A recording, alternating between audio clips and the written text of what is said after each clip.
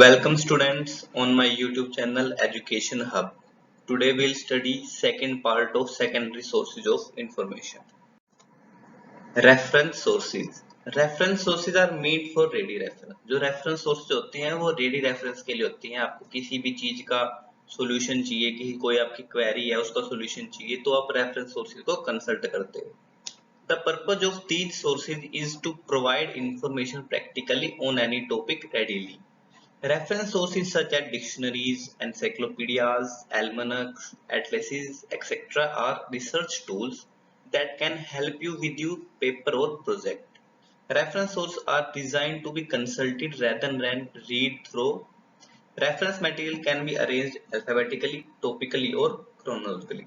जो reference source होता है वो डिजाइन किया जाता है आपको कंसल्ट करने के लिए कि आप उसको कंसल्ट करें अपनी क्वेरी के लिए, ना कि उसको पूरा को पढ़े रीड करें. Reference material can be arranged alphabetically. जो रेफरेंस मटेरियल्स होते हैं, सोर्सेज होते हैं, वो अल्फाबेटिकली अरेंज होते हैं, टॉपिकली अरेंज होते हैं और क्रोनोलॉजिकली मतलब टाइम के अकॉर्डिंग भी अरेंज किया जाता है उनको. Next is encyclopedias. Encyclopedias are sources that provide information on any topic in such a way whereby one can get a holistic view of the topic. जो encyclopedia होती है आपको किसी भी पर्टिकुलर टॉपिक के बारे में ह्यूज इंफॉर्मेशन देती है. अगर आपको किसी टॉपिक के बारे में सर्च करना है, एज एग्जांपल जो हमारी गूगल पे हम सर्च करते हैं जो विकिपीडिया है वो अ टाइप ऑफ encyclopedia ही है. Articles contained in them are informative and of varying length ranging from a few lines to 100 pages or more. जो आर्टिकल एनसाइक्लोपीडियाज में होते हैं वो काफी इंफॉर्मेटिव होते हैं. वो उनकी जो लेंथ होती है वो वेरी करती है, ranging from a few lines to 100 pages और मोर. उनकी जो कंटेंट होते हैं, उनकी जो लाइंस होती है वो कुछ लाइन से 100 लाइंस और उससे ज्यादा भी हो सकती है किसी आर्टिकल पर. That is why encyclopedias are used not only as a reference source but also for self education. वैसे तो encyclopedia reference source के अंदर आता है, but हम उसको as a self education भी कंसीडर करते हैं क्योंकि उसमें informative information होती है किसी भी particular article पे. Broadly, these are two types of encyclopedias: general encyclopedias and subject encyclopedias. General encyclopedias are again categorized by volume, subject and user. जो हमारे जनरल encyclopedia होते हैं उसमें हर सब्जेक्ट के लिए कुछ ना कुछ हर आर्टिकल पे इंफॉर्मेशन होती है, और जो सब्जेक्ट encyclopedia होते हैं उसमें किसी पर्टिकुलर सब्जेक्ट के लिए ही आर्टिकल दिए जाते हैं, जैसे Encyclopedia of Library and Information Science, Encyclopedia of Chemistry. Next is dictionaries. A dictionary, as you know, provide a list of words of a language in an alphabetical order and explains what they mean or give a word for them in a foreign language. तो dictionary क्या होती है? आपको a list of words provide करती है किसी language के अंदर या किसी फॉरेन लैंग्वेज के कोई वर्ड को आपकी नॉन लैंग्वेज में कन्वर्ट करके आपको बताती है. Dictionaries are broadly divided into two categories: general dictionaries and subject dictionaries. General dictionaries include words from all subjects, and subject dictionaries include words from that particular subject to which the dictionary is devoted. तो जो general dictionary होती है उसमें हर subject के words होते हैं, और जो सब्जेक्ट डिक्शनरी होती है उसमें किसी पर्टिकुलर सब्जेक्ट के ही वर्ड्स होते हैं. General dictionaries in terms of language can be categorized as monolingual, bilingual and multilingual. Next is handbook. To comprehensively define a handbook is an arduous task. In Harrod's Librarian Glossary, a handbook has been defined as a treatise on a special subject, often nowadays a simple but all-embracing treatment containing concise information and being small enough to be held in the hand. जो handbook होती है वो आपको किसी भी particular topic के बारे में इंफॉर्मेशन प्रोवाइड करती है. जैसा कि इसके नाम से ये हैंडबुक, ये काफी स्मॉल साइज की बुक होती है जिसको आप साथ में कैरी कर सकते हो अपने, और ये आपको बिल्कुल करंट इंफॉर्मेशन प्रोवाइड करती है. All embracing treatment containing concise information and being small enough to be held in the hand, but strictly a book written primarily for practitioners and serving for constant or references. It is also called a manual. Next is manual. A manual is a book that gives instruction about how to use a machine. जो manual होती है वो आपको instruction देती है कि एक machine को कैसे यूज किया जा सकता है. The definition is quite clear and does not create any confusion with handbooks. जो definition होती है वो है आपको ये बिल्कुल clear कर रही है कि handbook और manual में क्या difference होता है. Handbook आपको किसी particular topic के बारे में current information provide करती है, उसको आप आसानी से carry कर सकते हो, बहुत छोटे size में handbook होती है. तो ये जो डेफिनेशन है इससे बिल्कुल क्लियर है कि मैनुअल क्या करता है, आपको इंस्ट्रक्शन देता है कि एक मशीन को कैसे यूज किया जाए. However, the definition is narrow as manuals give instructions not only for the use of a machine but for other things as well. For example, a manual of engineering, drawing practice, Colin Simmons and Dennis Magyar, London, English UP, 1974, provides useful instructions to as to engineering drawing, manual of map reading, air photo reading, field sketching, guidance as to how a map and air photo should be read and field sketching should be done. तो जो आपका manual होता है वो किसी भी चीज को यूज करने की आपको इंस्ट्रक्शन देता है कि आपको इस पर्टिकुलर चीज को कैसे यूज करना है. वो कोई मशीन हो सकती है, कोई इलेक्ट्रॉनिक आइटम हो सकता है. Next is indexes. जैसा इसे नाम से क्लियर है, इंडेक्सेस किसी भी चीज को इंडेक्स प्रोवाइड करना. We have already discussed indexing periodicals. Indexes are another species of reference sources. You all have read newspapers. Each day newspaper contain a huge number of articles, editorials, biographical sketches and obituaries. Suppose you have read a newspaper about a particular person some time ago. Today if you want to find out that information from that newspaper, it will be a genetic task. वो बहुत मुश्किल task है. To obviate this problem, इस problem को solve करने के लिए some newspaper bring out indexing. तो कुछ न्यूज़पेपर क्या करते हैं, इंडेक्स को पब्लिश करते हैं. For example index to the Times of India. तो अब जैसे ये index to the Times of India है तो ये क्या करेगा कि टाइम्स ऑफ इंडिया में कौन कौन सी न्यूज कब पब्लिश हुई है उसके लिए आपको इंडेक्स प्रोवाइड करेगा. Is indexed to the articles, profiles, obituaries, editorials, etc. published in the Mumbai City edition of Times of India. A cumulative index to biographical material in book and magazines. New York, Wilson, 1947 is a very good example of this type of publication. Next is data books and tables. Statistical and meteorological publication contain mostly data in tabular form. जो हमारा statistical और meteorological publications होती हैं उनका mostly data tabular form में ही होता है. Year books and handbooks also present plenty of information in tabular form. जो ईयर बुक और हैंडबुक होती हैं उनका बहुत सारा डाटा टेबुलर फॉर्म में होता है. International critical tables of numerical data, physics, chemistry and technology, New York, McGraw Hill, 1926 to 1933, published in 8 volumes, include only numerical data. Next is directories.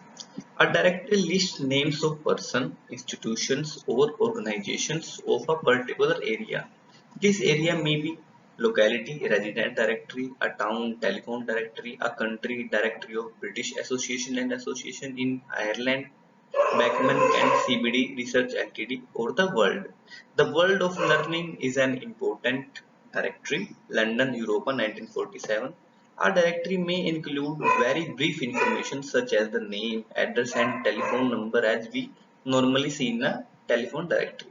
तो डायरेक्टरी को हम सेकेंडरी सोर्सेज ऑफ इंफॉर्मेशन में consider करते हैं जो किसी पर्टिकुलर लिस्ट के बारे में हमको इन्फॉर्मेशन प्रोवाइड करता है. जैसे टेलीफोन डायरेक्टरी जिसमें टेलीफोन नंबर, ओनर के नेम्स होते हैं. रेजिडेंट्स डायरेक्टरी रेजिडेंट्स की डिटेल्स होती है. इंस्टीट्यूशनल डायरेक्टरी इंस्टीट्यूट की डिटेल होती है. जैसे हमारे पास कुछ इंपॉर्टेंट डायरेक्टरीज होती हैं जैसे यूरोपा वर्ल्ड ऑफ लर्निंग एक इंस्टीट्यूशन डायरेक्टरी है. Next is year books. Yearbooks, as the name suggests, appears annually and updates information every year. तो ईयरबुक है जैसे इसके नाम से पता चलता है कि ये हमें एक पर्टिकुलर ईयर के बारे में इंफॉर्मेशन प्रोवाइड करती है कि एक पर्टिकुलर ईयर में क्या कुछ हैपन हुआ, क्या क्या नए रिसर्चेज हुए, क्या क्या हुआ. Yearbook are of various types and can be categorized as general and subject oriented or as national, regional and international. The Statesman Yearbook, London, Macmillan, 1864. The Europa World Yearbook, London, Europa, 1957. Britannica Book of the Year. ये सब हमारी major year books हैं. तो year book क्या करता है, एक particular year में क्या क्या हो रहा है उसके बारे में हमें इंफॉर्मेशन प्रोवाइड करता है। हम इसे सेकेंडरी सोर्स ऑफ इंफॉर्मेशन में कंसीडर करते हैं। तो ये क्या करता है, जो प्राइमरी सोर्सेज ऑफ इंफॉर्मेशन में डाटा पब्लिश होता है उसको कंबाइन करके सेकेंडरी सोर्स ऑफ इंफॉर्मेशन के साथ ऐसे पब्लिश किया जाता है। Next is almanac.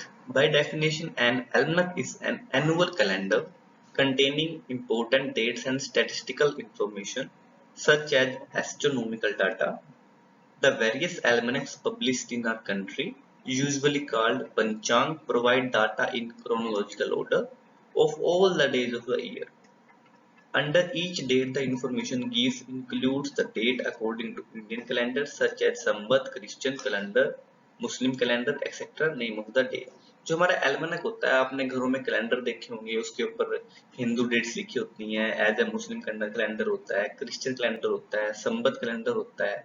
जो हम पंचांग पढ़ते हैं, पंचांग, ये सब एल्मनक के अंडर आता है। ये सब एल्मनक होता है कि एक पर्टिकुलर ईयर में कितने डेट हैं, किस किस दिन क्या क्या फेस्टिवल है, ये सब एल्मनक में होता है।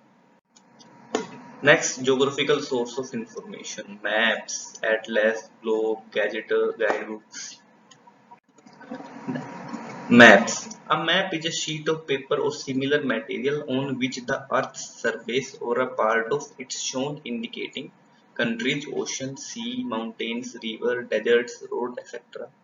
एक सिंपल वे में बोल सकते हैं हम, representation of earth in 2D on a paper is called maps. Next is atlases. An atlas is a book that usually contains maps and an index of places and other geographical entities indicating their location in particular maps. तो Atlas क्या होता है, एक book होती है जिसमें काफी maps होते हैं, इंडेक्स होते हैं प्लेसेस के लिए, और अदर ज्योग्राफिकल एंटिटीज के बारे में इंफॉर्मेशन होती है। Generally, by the term atlas, we mean only geographical atlases. However, there are non-geographical atlases as well. अब हम यहाँ ज्योग्राफिकल सोर्स के बारे में बात कर रहे हैं, तो हम ज्योग्राफिकल एटलस को कंसीडर कर रहे हैं, बट नॉन ज्योग्राफिकल एटलसेस भी होते हैं, जैसे historical atlases etcetera. Next is globe. A globe is a sphere the surface of which shows countries, oceans, seas, mountains, rivers, deserts, etc. Just like a map, it is mounted on a stand and can be rotated around its axis. तो globe क्या होता है, एक sphere की form में होता है जिसके सरफेस पे हमें कंट्रीज के बारे में, ओशंस के बारे में, माउंटेन्स, रिवर, डेजर्ट्स के बारे में इंफॉर्मेशन मिलती है। It is mounted on a stand, वो एक स्टैंड के ऊपर माउंटेड होता है, and can be rotated around its axis. The surface of globe is generally plain. However, there are also globes with raised surface indicating the presence of mountains. Nowadays, the globe of the moon is also available. The moon globe brought out by National Aeronautics and Space Administration of the United States is a standard one. Examples क्या है हमारे globe के? Examples of some of the globes available with Britannica Store, Chicago RS Fellows, 10 illuminated globe for kids, crystal muscle globe, land globe, official NASA moon globe. Next is gazetteers. तो gazetteers क्या होता है, हम गैजेटर्स को एक तरह से बोल सकते हैं geographical dictionary. Gazzetters. A gazetteers is a dictionary of place names and other geographical entities with descriptive, statistical, economical, geographical and historical information. जो हमें प्रोवाइड करती है ज्योग्राफिकल फिनोमेना के बारे में डिस्क्रिप्टिव नॉलेज, स्टैटिस्टिकल, इकोनॉमिकल और historical information.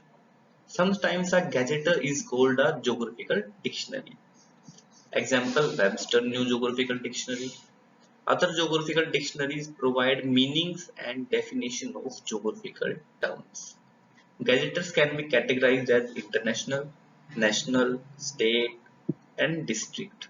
Examples of various gazetteers are as follows: Columbia, Lipnot Gazetteers of the World, New York, Columbia University, Press 1952, second printing with supplement 1962 print.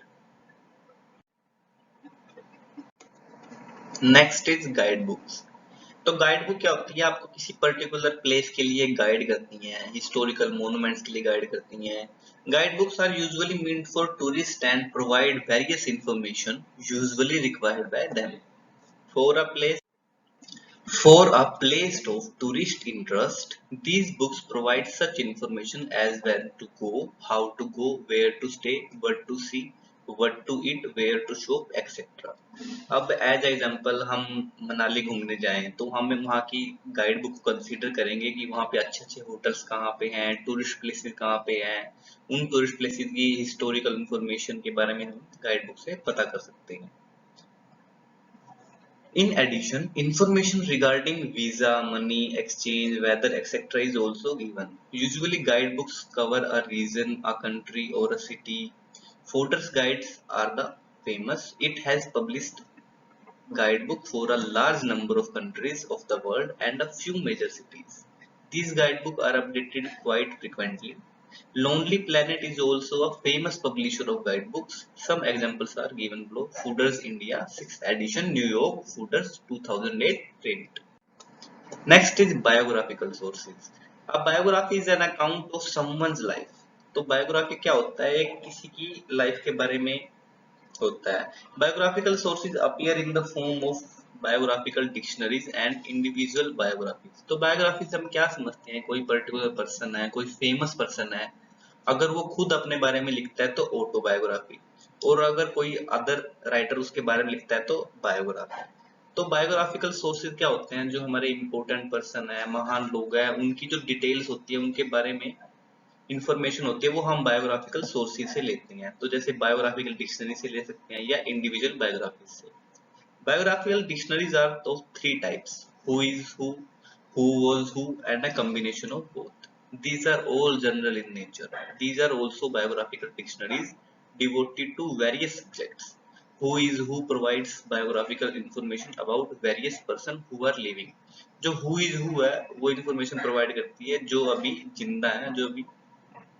For example, International Who's Who London Europa 1935 covers only internationally known living celebrities and includes information: date of birth, nationality, education, profession, career, present position, honors, awards, present, etc. जो हमारे international who's who है वो सिर्फ उनके बारे में पता करती है जो जिंदा है और इंटरनेशनली फेमस है, जैसे Cristiano Ronaldo, Jeff Bezos, Bill Gates, etcetera. Next is treatise. A treatise is a long and serious piece of writing and particular subject. तो ट्रीटी क्या होती है? हम कोई भी ट्रीटी कर, जैसे जैसे हुई थी हमारे यहाँ पीछे सी काफी टाइम पहले इंडो की ट्रीटी हुई थी, इंडस रिवर के ऊपर जो इंडिया और पाकिस्तान की ट्रीटी हुई थी। For example, a treatise on it heat by M N Saha and बिहन Srivastava, 4th edition, Allahabad Indian Press 1958, is a veritable source of information on heat for advanced learners. Similarly, Prolegomena to Library Classification by S.R. Ranganathan, वो S.R. Ranganathan एक बहुत बड़ी book है, एक treaty है, Madras library association के द्वारा पब्लिश की गई है। Is also a treatise on classification theory and infallible source of information of the subject. Next is text books. तो टेक्स्ट बुक क्या होती है? मेनली हमारी एनसीईआरटी की होती है, सीबीएसई की होती है। तो टेक्स्ट बुक को हम सेकेंडरी सोर्सेज ऑफ इंफॉर्मेशन में कंसीडर करते हैं। A textbook is a book that is used by students as a standard work for a particular branch of study. तो टेक्स्ट बुक हम स्कूल्स में पढ़ते हैं जहाँ पे एक पर्टिकुलर सिलेबस होता है कि आपको ये पढ़ना है, तो हम वहाँ टेक्स्ट बुक को कंसीडर करते हैं। Throughout our educational career we have studied text book to gain knowledge on various subjects. तो हम वेरियस सब्जेक्ट्स के ऊपर नॉलेज गेन करने के लिए टेक्स्ट बुक को रीड करते हैं। In student life the text book act as a major source of information for students. तो स्टूडेंट लाइफ में टेक्स्ट बुक बहुत इंपॉर्टेंट रोल प्रोवाइड करती है इंफॉर्मेशन को प्रोवाइड करने के लिए। Teachers in school, colleges, universities also use text books to update their knowledge, prepare class notes, clarify doubts, etcetera. Some text books like Gray's anatomy. Next is translation. अब translation हम secondary sources of information में इसलिए consult करते हैं। अब किसी भी researcher ने कोई बुक लिखी है, कोई अथर है, तो अगर वो ऐसी लैंग्वेज में है जो आपके लिए नोन नहीं है, आप उसको नहीं रीड कर सकते, तो लाइब्रेरीज होती है जो आपकी, वो आपको फैसिलिटी प्रोवाइड करती हैं उस बुक की आपको ट्रांसलेशन मिल जाए जो जिस लैंग्वेज में आप पढ़ सकते हो, जो आपके लिए नोन हो। तो वो क्या होता है कि जो प्राइमरी सोर्सेज ऑफ इंफॉर्मेशन से हम डाटा लेके उसको ट्रांसलेट करके यूजर को प्रोवाइड करते हैं, तो वो सेकेंडरी सोर्स बन जाता है। A primary source when translated into another language becomes a secondary source. Many Russian primary journals are translated into English. For example, Soviet Geology is a cover-to-cover translation of Russian journal Sovetska Geologika. Books are also translated from one language to another. For example, Ramayana by Valmiki was translated in Hindi by Tulsidas as Ramcharitmanas. तो जो हमारी वाल्मीकि जी थे, वाल्मीकि जी ने रामायण लिखी थी हमारी, तो उनको तुलसीदास जी ने रामचरितमानस को के नाम से हिंदी में ट्रांसलेट किया, जिससे रीडर उसको अच्छे से पढ़ पाए, समझ पाए। Here Valmiki Ramayana is the primary source. तो जो हमारी वाल्मीकि जी की रामायण थी वो प्राइमरी सोर्स से ट्रीट करेंगे, क्योंकि वो फर्स्ट हैंड सोर्स था, उन्होंने खुद लिखी थी। और Ramcharitmanas as a secondary source, क्योंकि तुलसीदास जी ने वाल्मीकि जी की रामायण को एज अ प्राइमरी सोर्स वहां से डाटा कलेक्ट करके उसको ट्रांसलेट किया। Next is biographical databases. A database is a collection of cross-referenced files designed to retrieve information from a number of access points. तो database क्या होता है? Collection होता है cross reference file का. A large number of indexing and abstracting service in the world have created their own databases. जो हमारे indexing and एब्स्ट्रैक्टिंग service होती है वर्ल्ड के अंदर, उन्होंने अपने खुद के डाटाबेसेस बनाए हैं which can be search from any part of the world, जो पूरी दुनिया में कहीं से भी सर्च हो सकते हैं on payment basis to retrieve desired information. For example, Medline is the database of indexing service called Index Medicus. CA+ is the database of secondary service called chemical abstract etc. अब जो chemical abstract है वो primary sources है, हमेशा publish किया जाता है weekly. तो अब हमें उसका इंडेक्स चाहिए, तो हम बिब्लियोग्राफिकल डाटाबेस तो कंसीडर करेंगे जो उसका खुद का डाटाबेस है CA+. Next is computer files. A computer file is a collection of records or programs stored under a single file name. For computerization of a library catalog, we create a record for each and every book in a computer. All these records are stored in a computer under a single name. The collection of these records constitute a file and the name given to it is called file name. The digitized form of a book, a periodical, a thesis, etc. can be a computer file. Depending on the content, a computer file can be primary, secondary or tertiary sources. अब computer files को हम primary, secondary और tertiary sources में consider करते हैं, क्योंकि computer files अगर first hand होगी तो प्राइमरी सोर्सेज, और किसी फर्स्ट हैंड प्राइमरी इंफॉर्मेशन से कंटेंट लेके कंप्यूटर फाइल बनाई जाएगी तो सेकेंडरी सोर्सेज, और प्राइमरी और सेकेंडरी को अगर इंडेक्स प्रोवाइड करेगी तो computer files. Next is data banks. There are a number of vendors that possess a large collection of online databases. तो बहुत सारे वेंडर हैं जो पोजेस करते हैं large collection of online databases. The collection is sometimes referred to as data banks. After obtaining a password from the vendor, one can search all these databases from a single access point. For example, Dialog, a service of the Dialog Corporation, has been serving users since 1972. Its collection of over 900 databases handles more than 7 lakh searches and delivers over 17 million documents page views per month. Next is CD-ROMs. A CD-ROM become a source of information only when it contains data. तो CD-ROM होती है जो वो कब बनती है source of information, जब उसके पास डाटा हो. The amount of data that a CD-ROM can contain may be gauged from the fact that Crompton's reference collection harbors in a single CD-ROM 24 volumes of Crompton Concise Encyclopedia, Compton World Atlas, the New York Public Library Desk Reference, the Macmillan Dictionary of Quotations, Webster New World Dictionary. Thank you. अगर आपको मेरी video पसंद आई हो please subscribe my channel, like and share my video.